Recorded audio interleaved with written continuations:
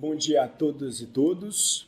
Meu nome é Diego Valadares, eu sou professor de Direito Internacional dos Direitos Humanos e hoje eu vou apresentar uma videoaula, três unidades que são parte da sessão introdutória do curso da Escola de Formação em Direitos Humanos.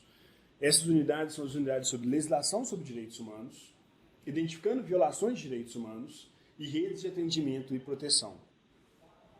A minha apresentação vai se dividir entre essas três apresentações e logo de início eu tenho como objetivo apresentar a legislação de direitos humanos em suas diferentes vertentes, apresentando primeiro uma noção básica da legislação global de proteção de direitos humanos, ou seja, aqueles tratados, instrumentos sob os auspícios do sistema da Organização das Nações Unidas, um sistema interamericano de proteção de direitos humanos mais próximo da nossa realidade, mas que se aplica a todos os países das Américas, e um sistema de proteção de direitos humanos dentro da legislação brasileira, então do mais amplo para o mais restrito, o mais focado na realidade brasileira, um pouco diferente da estrutura apresentada no material escrito para vocês que cursam a Escola de Formação.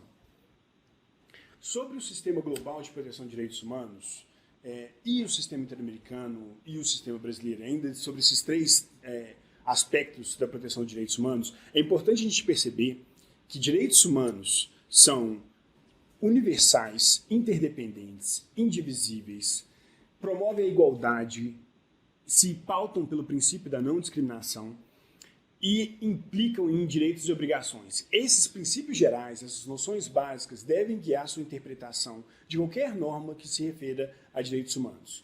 Ou seja, o fato deles serem universais faz com que eles se apliquem a todos, não apenas a brasileiros, não apenas a proprietários de terra, não apenas a pessoas privadas de liberdade, mas a qualquer pessoa, todas elas são titulares de direitos humanos. São interdependentes porque não adianta garantir parte dos direitos humanos, por exemplo, o direito à vida, sem garantir o direito à saúde, que é um direito diferente do direito à vida, mas que se comunica e que faz com que eles sejam interdependentes e indivisíveis. Não é possível dividir direitos humanos garantindo-se apenas alguns deles, não todos. Eles têm como princípio no princípio da igualdade algo basilar, ou seja, deve ser garantido igualmente para todos. E isso significa, inclusive, promoção de ações afirmativas para grupos e pessoas que, por motivos de históricos ou pessoais ou de condições que enfrentam naquele momento, elas têm maiores vulnerabilidades que outras pessoas. Então, o conceito de vulnerabilidade e da igualdade e não discriminação se comunicam.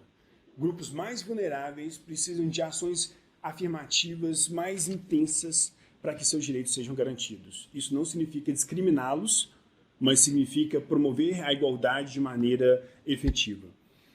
E, por último, implica direitos e obrigações. Obrigações, em primeiro lugar, do Estado, que assume esses compromissos através de tratados internacionais ou da legislação doméstica ou por outros mecanismos, e também por agentes que atuam em nome do Estado e por terceiros, muitas vezes familiares, responsáveis, terceiros implicados, que também têm obrigações perante normas de direitos humanos, ou que o Estado deve garantir que eles cumpram certas medidas. Começando, então, propriamente a legislação de direitos humanos em âmbito global. No âmbito das Nações Unidas, um breve histórico de direitos humanos foi apresentado no material escrito em um link para um vídeo chamado A História dos Direitos Humanos. Aqui a gente não vai traçar essa cronologia histórica, até por uma questão de tempo, mas recomendamos fortemente que vocês assistam um vídeo sobre a história dos direitos humanos. Esse vídeo, ele tem aspectos muito interessantes, é um vídeo bastante interativo, bastante didático, mas até por um excesso de didática, ele comete tem algumas frases que não são muito precisas. Entre elas, em uma certa passagem, a narradora diz que quando a Declaração Universal dos Direitos Humanos, o primeiro instrumento de âmbito global que garante direitos humanos, foi assinada, ela não era obrigatória. Isso é verdade. Ela não era formalmente obrigatória. E a narradora continua no vídeo falando que mesmo depois de muitos tratados, leis, convenções, se direitos humanos não são garantidos no nosso bairro, com os nossos amigos, das pessoas próximas, não são mais que palavras num papel. A legislação de direitos humanos é muito mais que palavras num papel.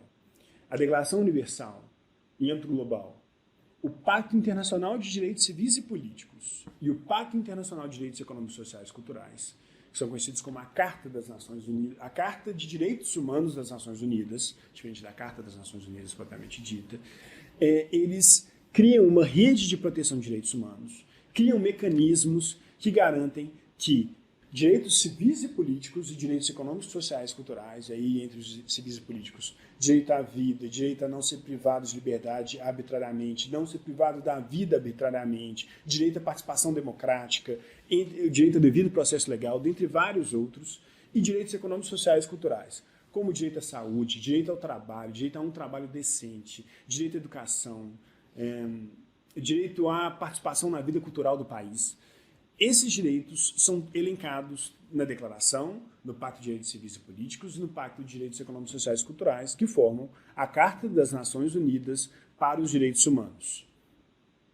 Além dessa Carta das Nações Unidas para os Direitos Humanos, em âmbito global, também há dois grupos de tratados muito importantes de serem lidos, são referenciados no material escrito.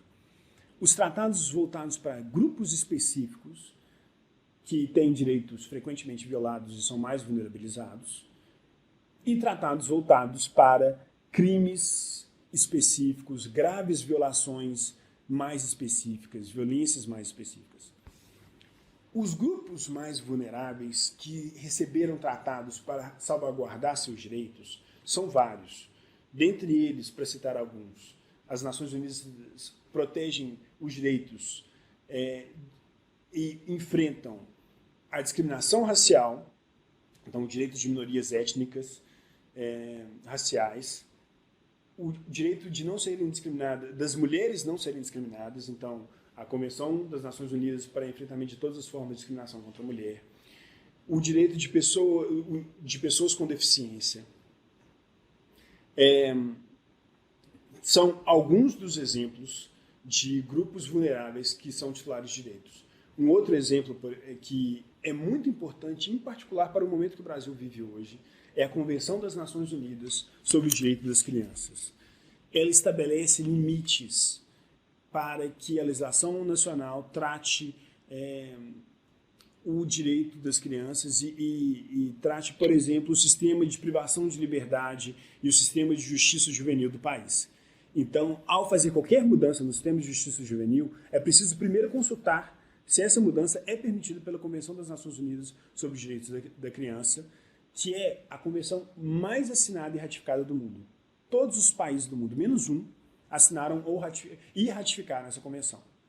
Então, é muito importante que a gente se atenha e cumpra suas obrigações em relação a essa convenção, e nos nossos debates cotidianos, na nossa atuação profissional no dia a dia, a gente tem que conhecer quais são esses limites. E aí eu referencio vocês ao texto da convenção e ao material escrito do curso. Sobre tratados voltados para violações específicas, temos aí alguns exemplos como a Convenção das Nações Unidas contra a Tortura, a Convenção das Nações Unidas contra o Desaparecimento Forçado,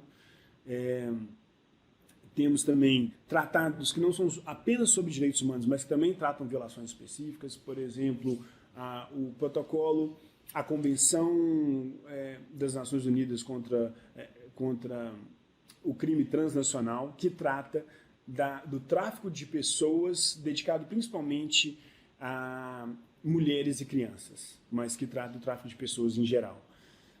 Há outros instrumentos voltados também para os direitos do trabalho, para o direito à cultura, mas que transcendem um pouco o escopo da nossa videoaula e até mesmo do que a gente pode abordar ao longo desse curso. Isso nas Nações Unidas. Então, no âmbito das Nações Unidas, a gente viu rapidamente que há uma Carta de Direitos Humanos que engloba a Declaração Universal dos Direitos Humanos, o Pacto de Direitos Civis e Políticos e o Pacto de Direitos Econômicos, Sociais e Culturais. Tratados voltados para grupos específicos, por exemplo, mulheres, crianças, pessoas com deficiência, minorias étnicas e raciais. Vimos também que há um grupo de tratados voltados para violações específicas. Tráfico de pessoas, desaparecimento forçado, tortura e outros maus tratos. Dentre vários outros instrumentos, aqui apenas de maneira exemplificativa. Esses tratados são espelhados de maneira mais específica e mais adequada à nossa realidade brasileira, latino-americana, americana, no sistema interamericano de direitos humanos, sob os auspícios da Organização dos Estados Americanos. A legislação também possui, no sistema interamericano, uma Carta de Direitos formada por uma Declaração Americana dos Direitos e Deveres do Homem, o Pacto de São José da Costa Rica, dedicado principalmente a direitos civis e políticos, e o Protocolo de São Salvador, dedicado principalmente a direitos econômicos, sociais e culturais. Esses 3 tratados, como no caso das Nações Unidas, têm uma amplitude grande de garantia de direitos, criam instrumentos de monitoramento, a Comissão Interamericana e a Corte, que a gente vai falar mais adiante um pouco, e são mais adequados para a realidade de um continente que sofreu mazelas similares, colonização, ditaduras militares, situação prisional completamente caótica. Então, muito voltado à nossa realidade, onde violações de direitos humanos e desigualdade sempre estiveram muito conectadas. Então, nosso continente, o Brasil, sempre foi um dos países mais iguais do mundo, como muitos dos seus vizinhos, e esses tratados tratam esses temas de uma maneira mais específica. Em âmbito interamericano, até por isso, também foram criados instrumentos específicos para tratar grupos especiais, grupos historicamente vulnerabilizados e violações específicas. Então, apenas para citar alguns instrumentos, dentre eles 2 recentemente assinados sobre grupos específicos do âmbito interamericano, temos uma Convenção Interamericana sobre o Direito das Pessoas com Deficiência, temos uma Convenção Interamericana contra todas as formas de discriminação, e ela é interessante porque ela abrange não apenas a discriminação contra a mulher, mas também a discriminação em relação à orientação sexual. Então, é uma convenção interessante que ainda não foi ratificada, mas que é importante ser consultada e termos como referência. E uma convenção contra todas as formas de discriminação racial em âmbito interamericano também. Contra violações específicas, ainda baseado na história desse continente nosso, temos ainda uma convenção para o enfrentamento e a prevenção à tortura, que foi muito praticada durante os regimes militares e continua sendo uma constante em locais de privação de liberdade no nosso continente. Uma convenção sobre desaparecimento forçados, que também foi uma prática reiterada aí durante a época da Operação Condor, e diversos outros instrumentos. Para entender o sistema interamericano, tem um clipe referenciado no material escrito que eu recomendo muito que vocês assistam. É muito interessante o vídeo de uma banda chamada Calle 13, que se chama Latinoamérica, que vai retratar um pouco de vários perfis desses países desse grande continente americano, e que mostram como que há muito diálogo com a realidade brasileira e com desafios para a efetivação de direitos humanos no Brasil e na América Latina. Então, recomendo muito que vocês assistam esse clipe. E para entender um pouquinho também da utopia que direitos humanos na América Latina representa, existe também nós referenciamos um clipe do Milton Nascimento, um espetáculo em que ele canta com um grupo teatral a música Coração Civil. Coração Civil canta a utopia de São José da Costa Rica como sendo um país, a Costa Rica um país que não possui um exército e que ao mesmo tempo é o local de assinatura da Convenção Americana de Direitos Humanos, o Pacto de São José da Costa Rica, e o local de assento da Corte Interamericana de Direitos Humanos, órgão máximo de monitoramento de direitos humanos no nosso continente. Então, recomendo muito que vocês vejam esses 2 clipes para ter uma visão um pouco menos doutrinária e um pouco mais empírica, um pouco mais com mais sombras e nuances sobre o que é direitos humanos nas Américas. E aí, depois de falar um pouquinho de ONU e sistema interamericano, falar um pouquinho do Brasil, direitos humanos aqui no Brasil. A nossa Constituição a Constituição da República, a Constituição da República Federativa do Brasil, ela é conhecida como Constituição Cidadã e ela tem um amplo rol de direitos humanos que na Constituição constam como direitos fundamentais. A maior parte deles está no artigo 5º, mas ele se divide em várias partes da Constituição. E ali vamos ter diversas garantias, remédios constitucionais para que direitos humanos não sejam violados. Além da Constituição, que é a leitura obrigatória para qualquer um que atua com direitos humanos, então acho que é importante ler a Constituição de cabo a rabo, principalmente foco no artigo 5º, mas em outras partes, dependendo de qual a sua atuação específica. Há legislações também sobre grupos específicos, leis ordinárias, complementares, dedicadas a grupos historicamente vulnerabilizados, e há legislações sobre violações específicas também. Então, apenas para citar alguns exemplos, a gente tem o Estatuto da Pessoa Idosa, o Estatuto da Igualdade Racial. Geralmente, essas legislações sobre grupos específicos vão ter essa designação estatuto. Então, o ECA, Estatuto da Criança e do Adolescente, ela traz para o direito brasileiro muitas das garantias que tinham sido recentemente declaradas em âmbito global através da Convenção dos Direitos da Criança. Então, esses estatutos da igualdade racial, da pessoa com deficiência, recentemente aprovado, do Estatuto dos Idosos, eles são legislação básica, importante na sua atuação do dia a dia. Além dessa legislação sobre grupos específicos, temos também legislação sobre violações específicas, né? Apenas para citar um exemplo, a legislação que criminaliza a tortura e outras formas de maus tratos.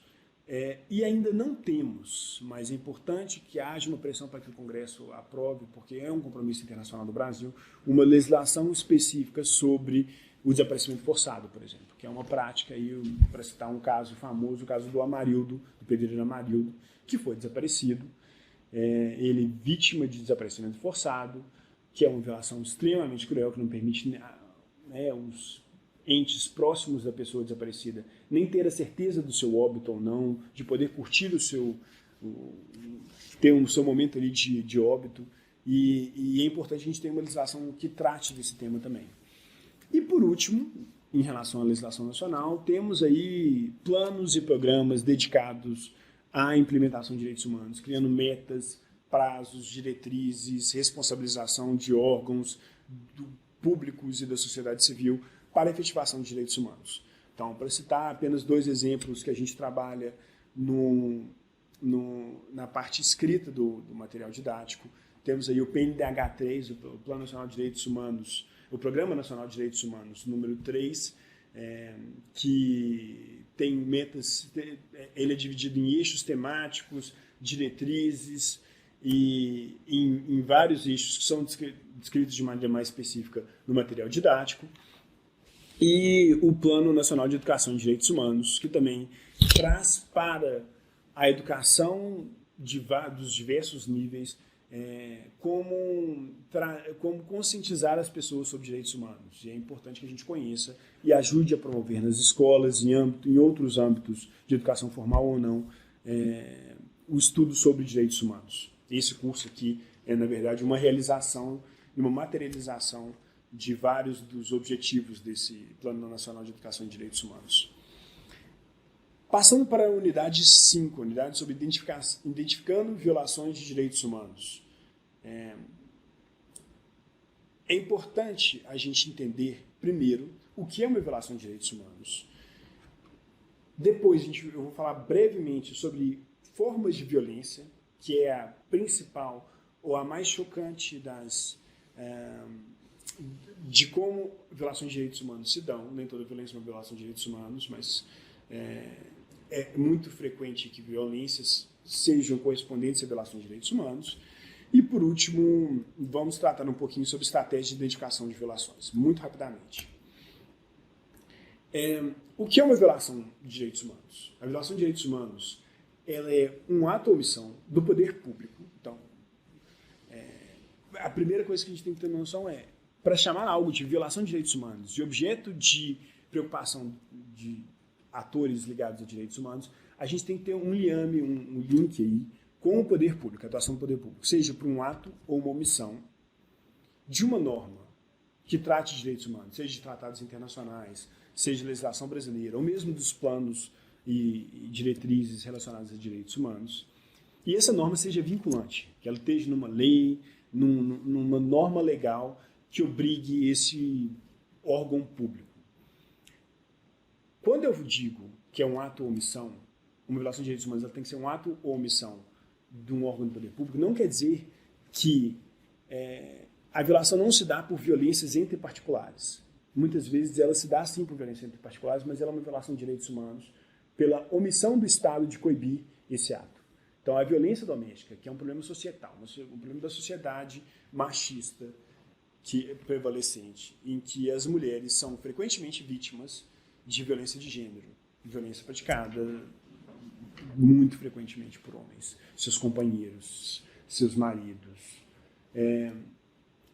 Essa violência, através de tratados de direitos humanos em âmbito global, a Convenção das Nações Unidas sobre a erradicação de todas as formas de discriminação contra a mulher, e especialmente em âmbito interamericano, a Convenção de Belém do Pará, que trata da violência contra a mulher, ela obriga que o Estado tenha medidas eficazes para prevenir essa violência. Então, mesmo que não seja o Estado que cometa a violência, mas ele tem a obrigação de coibir essa violência, de criar instrumentos para evitar aquela violência, ela também é uma violação.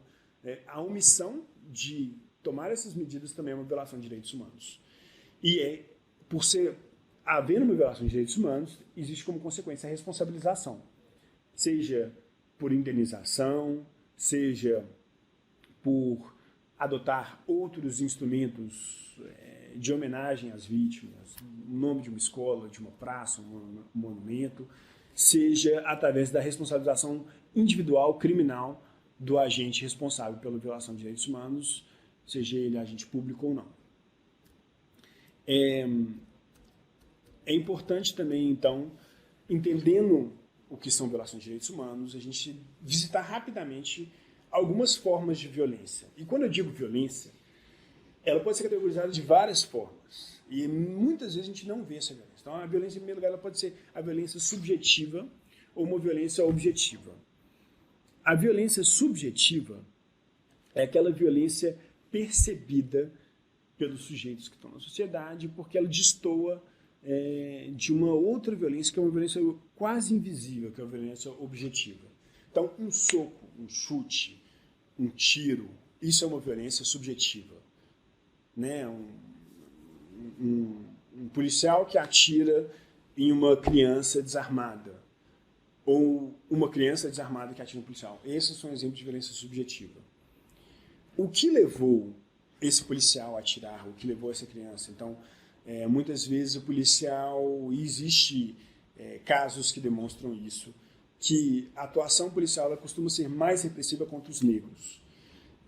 Isso não só no Brasil, em outras partes do mundo também, contra minorias étnicas, por discriminações históricas, por uma percepção de que a minoria tende mais a cometer crimes, que é completamente equivocada.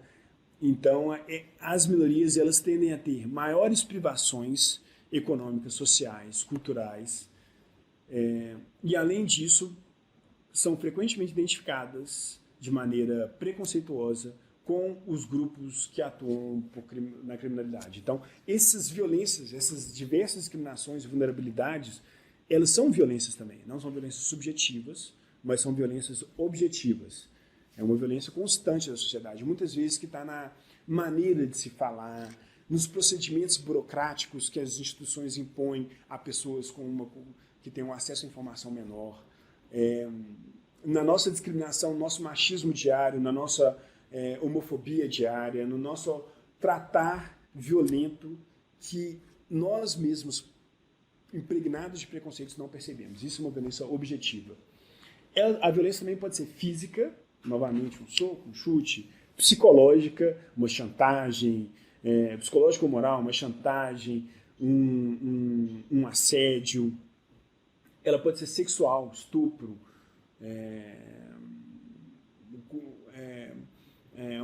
a pornografia infantil, diversas outras formas de violência sexual, e pode ser econômica. Por exemplo, o abandono de idosos, ou mesmo a usurpação de bens de idosos para apropriação de sua aposentadoria. A violência ela pode também ser categorizada em relação ao ambiente onde ela acontece, né? O contexto dela. Então, ela pode ser intrafamiliar,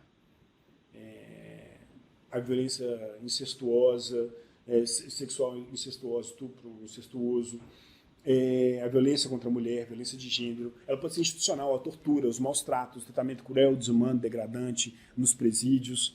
Ela pode ser urbana, os roubos, os assaltos, a violência das cidades, os tiroteios nas favelas. E ela pode ser rural, em decorrência, por exemplo, da luta pela terra, entre fazendeiros e pessoas que ocupam, tentando garantir seu direito, terras, latifúndios, tentando garantir seu direito à moradia. E aí, as estratégias para o enfrentamento da violência dependem de entender como categorizar a violência. Então, e aí, para identificar uma violência e depois adotar uma estratégia, é preciso, primeiro, conhecer esse contexto, qual tipo de violação de direitos humanos a gente está tratando, ou de violência. E a gente tem que ter uma noção, ao conhecer esse contexto, do que é prioritário, né, na nossa atuação do dia a dia, como defensor de direitos humanos, como agente do CRAS, do CREAS, do SUS.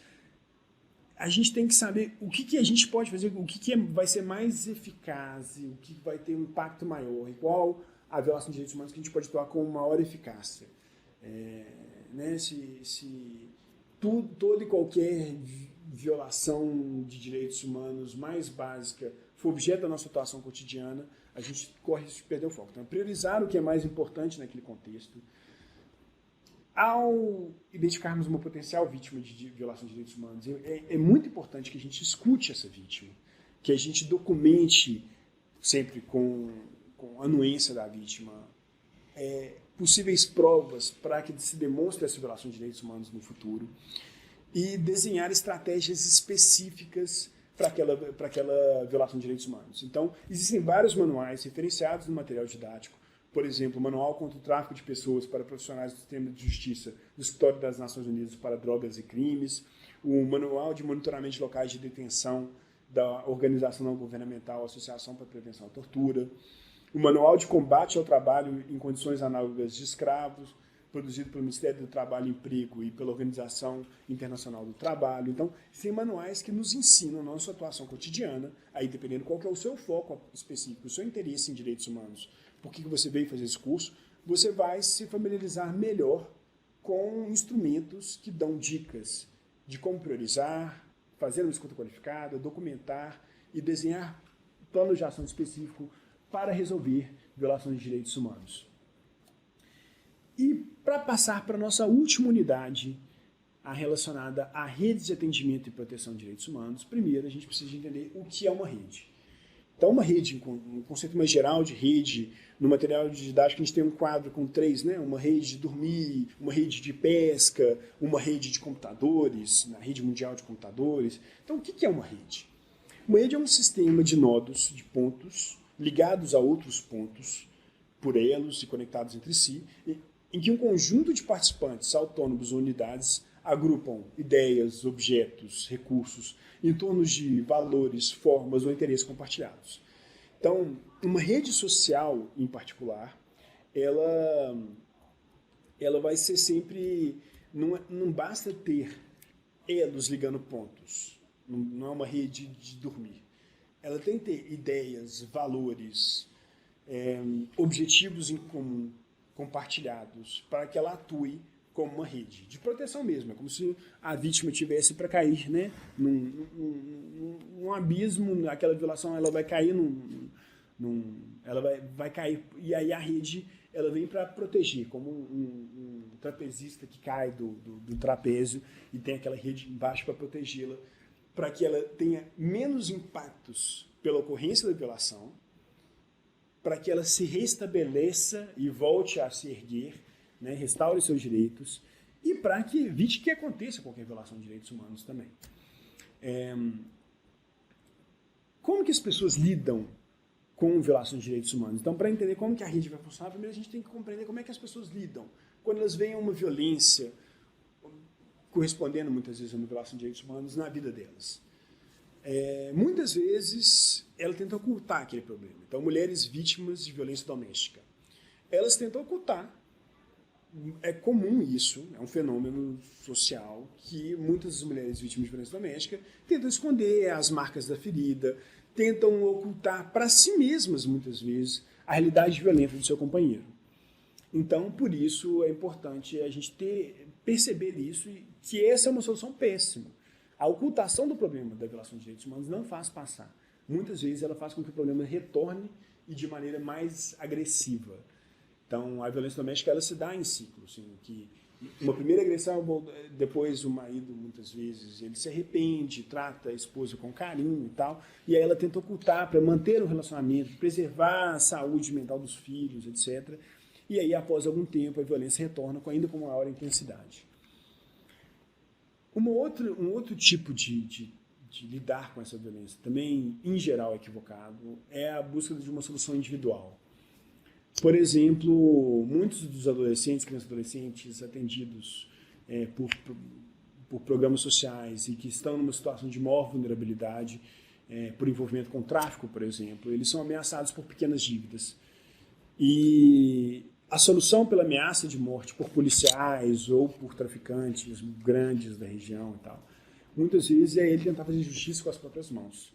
A justiça com as próprias mãos também tende a criar um ciclo vicioso de aumento de violência, de aumento de vulnerabilidades e violação de direitos humanos. Então, também, em geral, uma solução muito inadequada.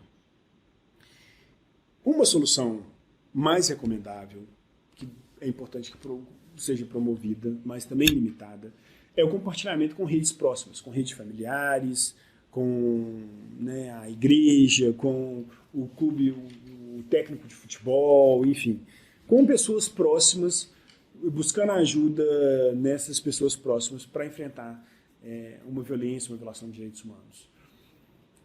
Essas redes, aí começa essa noção de uma rede de proteção para evitar consequências de violação de direitos humanos. Essas redes são limitadas, elas não têm uma chancela pública, elas não têm uma abrangência muito grande, e isso faz com que elas tenham um alcance limitado. Então, por exemplo, voltando ao exemplo de uma pessoa ameaçada de morte, por alguma dívida do tráfico, alguma coisa assim, ela muitas vezes, contando com o apoio ou da igreja ou da família, vai conseguir mudar, ir para um outro território onde essa ameaça não se estenda, mas pode ser uma solução muito, muito limitada, porque ela ainda não garante um apoio institucional àquela pessoa. É a mesma coisa com a violência doméstica, que foi outro exemplo que eu citei, né? Recorrer à família extensiva, ir para a casa de parentes, muitas vezes não vai evitar que haja uma perseguição, que aquela violência se perpetue no tempo. Então, a solução ideal, que deve ser promovida, eu espero que vocês, estudantes desse curso, promovam e participem, é o compartilhamento com as redes públicas de proteção de direitos humanos. E aí existem vários instrumentos públicos de proteção de direitos humanos e como acessar as redes públicas de proteção de direitos humanos. O momento do acesso, então, existem vários programas, projetos voltados para a proteção de direitos humanos, onde a gente pode denunciar ou apresentar-se como vítima de violações para buscar algum auxílio. Então, o Disque 100 do governo federal, o Ligue 180 tem um aplicativo de celular genial, que fica escondido no celular, inclusive, e que uma mulher vítima de violência doméstica pode baixar no seu celular, mesmo que o marido tenha acesso ao celular, ele não vai identificar aquele aplicativo e ele pode ser acionado para que se informe em tempo real a violência doméstica. Então, o Ligue 180 é um instrumento importante. Os CRAS, os CREAS, políticas públicas como os Centros de Referência em Direitos Humanos, os Núcleos de Atendimento a Vítimas de Crimes Violentos, são espaços onde vítimas podem acessar e buscar seus direitos de reparação, de prevenção de agravamento das violações de direitos humanos ou de prevenção mesmo que as violências ocorram. Esses órgãos vão acessar uma rede mais ampla e muitos de vocês, talvez, atuam nessa rede mais ampla. E aí, os órgãos de atendimento também podem ser órgãos policiais. Então, numa violência iminente, a polícia militar é o órgão mais indicado, ou muitas vezes em relação à exploração sexual nas estradas federais, a Polícia Rodoviária Federal. Então, os órgãos de polícia, os órgãos dos sistemas de justiça, a Defensoria Pública do Estado, da União, o Ministério Público possui órgãos especializados em direitos humanos ou em temas específicos de direitos humanos em Belo Horizonte e também no interior. E aí, através da Defensoria Pública, do Ministério Público ou mesmo de advogados particulares, é possível acessar o Poder Judiciário, que vai impor medidas com caráter legal, medidas obrigatórias, que seja uma proteção policial, que seja um abrigo, que seja algo que possa ajudar uma vítima de violação de direitos humanos, para que aquela violação não se perpetue no tempo.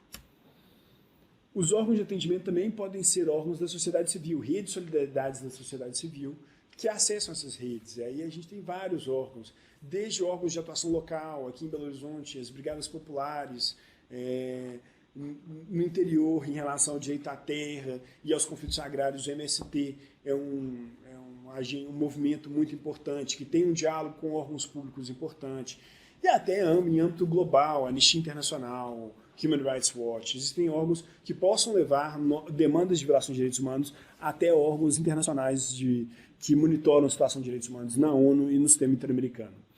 E esses órgãos internacionais, eles são acionados quando todas as alternativas dentro do sistema de justiça brasileiro já foram exauridas, não há mais alternativas no sistema de justiça brasileiro, e aí, desde que se chega a essa conclusão, existe a possibilidade de levar em até 6 meses para esses órgãos internacionais, os judiciais ou quasi-judiciais, ou mesmo outros órgãos em outros tempos podem ser acionados. E aí, no âmbito da ONU, para citar alguns órgãos, temos aí o Conselho de Direitos Humanos das Nações Unidas, que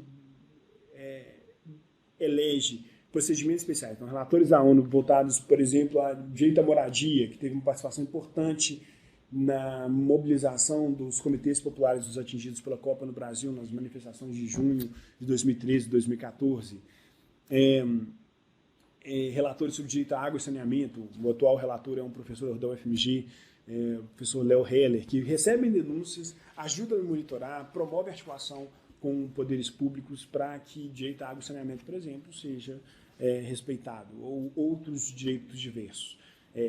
Discriminação racial, privação de liberdade arbitrária, direito de afrodescendentes, etc. Existem comitês de direitos tratados. Então, todos aqueles tratados que eu mencionei no comecinho da nossa apresentação de hoje, eles possuem órgãos que são quase tribunais, que monitoram e podem ter sentenças, de certa forma, sobre violações de direitos humanos. Então, a gente tem o caso, por exemplo, Aline Pimentel, Aline com Y. Aline Pimentel, que é um caso de uma mãe negra pobre no Rio, que foi ter um parto, teve um processo abortivo e faleceu numa clínica que atendia pelo SUS.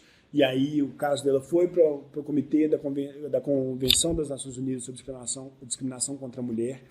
E esse órgão acabou por decidir que o Brasil teria violado os direitos à saúde da mulher, no caso específico, e aí o governo brasileiro começou a adotar várias medidas para melhorar a situação da saúde maternal em órgãos atendidos pelo SUS e, em geral, uma atuação mais humanizada das instituições de saúde pública no Brasil. Em âmbito interamericano também existem órgãos de monitoramento similares. A Comissão Interamericana de Violação de Direitos Humanos, não resolvida no Brasil, pode ser levada para a Comissão Interamericana de Direitos Humanos, que fica nos Estados Unidos, em Washington, mas é por e-mail, pode ser em português, envia-se um e-mail para lá, e a comissão, depois de um tempo, pode levar o caso para a Corte Interamericana de Direitos Humanos, que fica em São José da Costa Rica. Só para citar um caso muito importante, também relacionado ao direito à saúde, o caso Ximenes Lopes passou por esse procedimento de uma pessoa com transtorno mental em Sobral, no interior do Ceará, e depois de tentar reparação no sistema de justiça brasileiro, não conseguindo, levou o caso para a Comissão Interamericana, para a Corte Interamericana de Direitos Humanos, e Sobral, de o pior lugar para uma pessoa com deficiência mental ser tratada, por causa desse caso, muito provavelmente com uma influência muito forte da decisão da Corte Interamericana de Direitos Humanos, Sobral é hoje referência latino-americana sobre o tratamento de pessoas com transtorno mental. As mudanças, as reparações, a melhora no sistema de saúde pública em Sobral foi muito grande graças à provocação desse caso específico. E aí, como última fala sobre o funcionamento das redes de proteção de direitos humanos, é importante a gente entender que um caso ele pode entrar por vários caminhos para essa rede. Então, ele pode chegar pelo Disque 100, o Ligue 180, os órgãos da polícia, órgãos do sistema de justiça, Defensoria Pública, por exemplo, órgãos internacionais. E esses órgãos vão articular entre si diversos outros órgãos que vão se entrelaçando e garantindo essa rede. Os fluxos internos para cada violação, em cada rede, são extremamente complexos e aqui não daria para a gente expor de uma maneira satisfatória. A gente colocou algumas imagens de um caderno de fluxos sobre o direito da criança e do adolescente no guia escrito. A gente faz referência a alguns outros fluxos.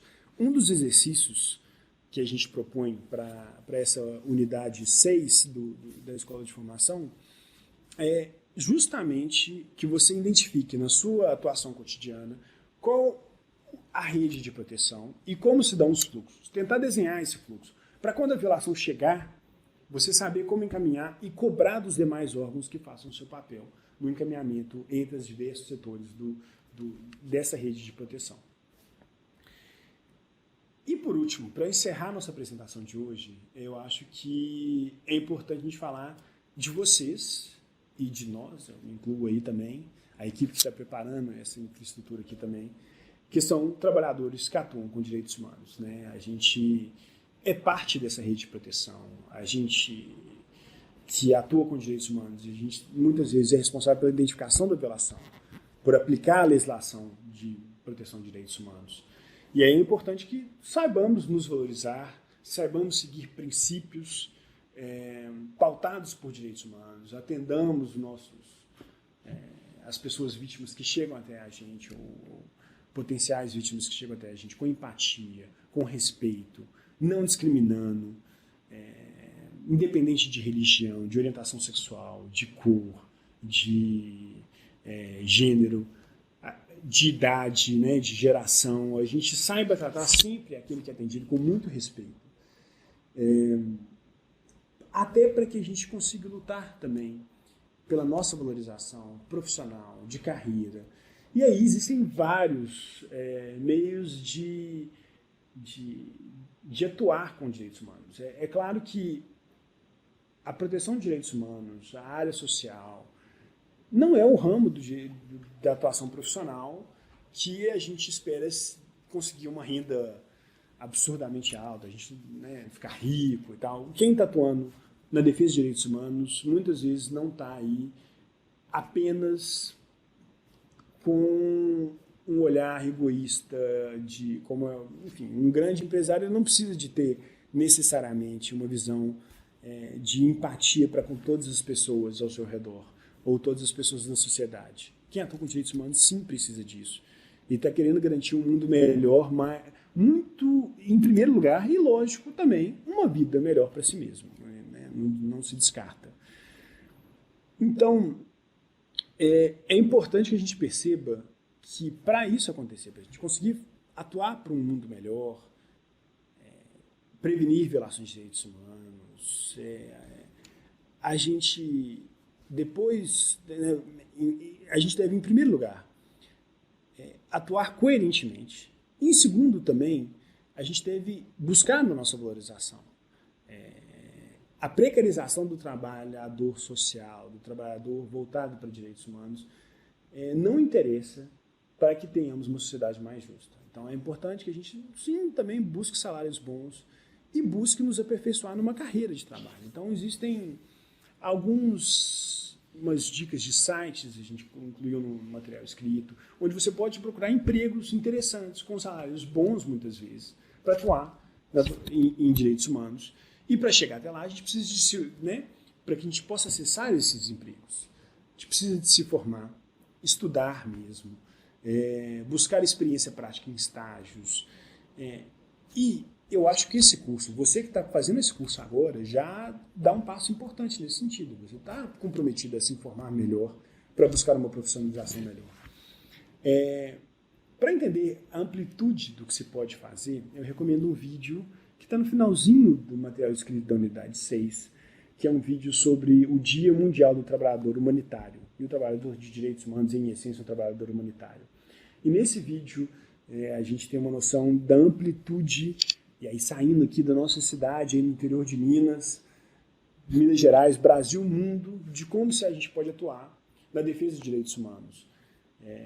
E as possibilidades são infinitas, são muitas. Basta a gente buscar o que vai nos realizar como pessoa. E ao nos realizarmos como pessoa, numa atuação profissional com algo que nos move, vamos ter um impacto melhor para a sociedade e vamos nos desenvolver como pessoas cada vez mais. Inclusive, por incrível que pareça, podemos inclusive conseguir salários legais, onde a gente pode ter uma família, prover uma família de maneira adequada. Então, para finalizar a nossa apresentação, eu gostaria de convidá-los mais uma vez a ler os materiais, em particular dessa unidade, clicar nos links, buscar as referências, aprofundar-se, buscar mais informações sobre legislação, sobre identificação de violações de direitos humanos e de violências, sobre redes de proteção, fazer os exercícios, buscar interagir com as pessoas do seu convívio na resolução desses exercícios e, com isso,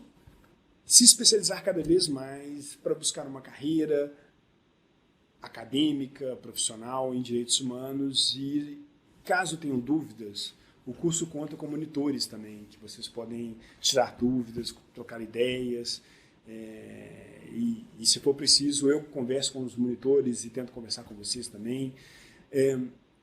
E tenho certeza que para aqueles e aquelas de vocês que forem atuar com direitos humanos, que vamos nos encontrar pelo mundo ainda. Um abraço e até a próxima.